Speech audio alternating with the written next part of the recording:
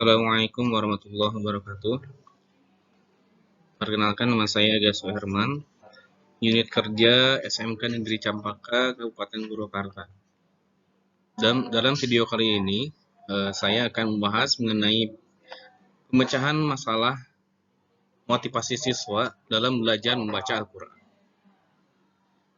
Tentunya hal ini berkaitan dengan mata pelajaran pendidikan agama Islam dan budi pekerti.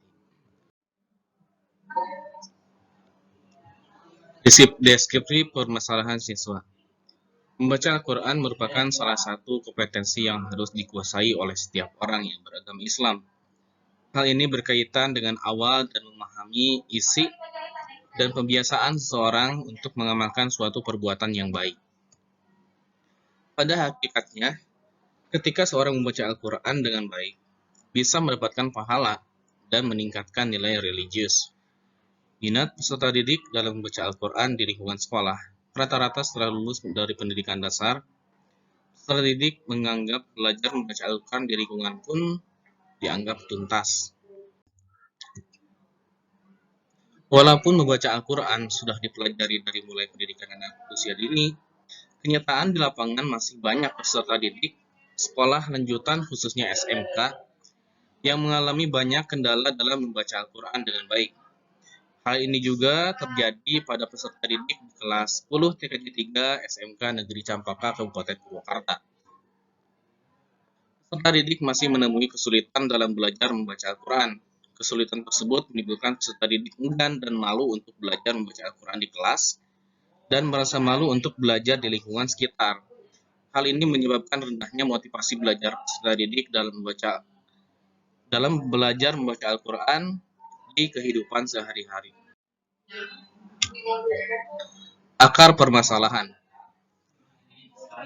Yang pertama, bagaimana cara meningkatkan motivasi peserta didik untuk belajar Al-Quran dengan baik?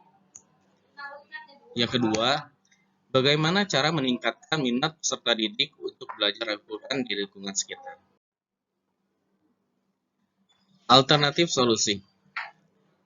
Yang pertama adalah menyisihkan waktu selama 10-15 menit dalam 1 minggu untuk memberikan pembelajaran Al-Quran khusus bagi peserta didik masih kesulitan dalam membaca Al-Quran. Yang kedua adalah memilih salah satu peserta didik yang sudah fasih dalam membaca Al-Quran untuk menjadi tutor teman sebaya.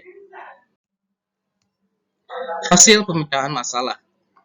Yang pertama, peserta didik mau dan semangat belajar membaca Al-Quran secara bertahap, secara khusus dibimbing oleh guru mata pelajaran PAI. Yang kedua, setelah melalui bimbingan khusus, peserta didik diarahkan untuk belajar bersama temannya yang dipilih langsung oleh peserta didik tersebut. Secara bertahap, peserta didik tersebut merasa termotivasi dan ada kemauan untuk belajar Al-Quran. Rujukan alternatif solusi. Adapun rujukan alternatif solusi ini adalah hasil dari musyawarah MGMP PAI SMK Negeri Campaka. Mungkin itu yang dapat saya sampaikan. Assalamualaikum warahmatullahi wabarakatuh.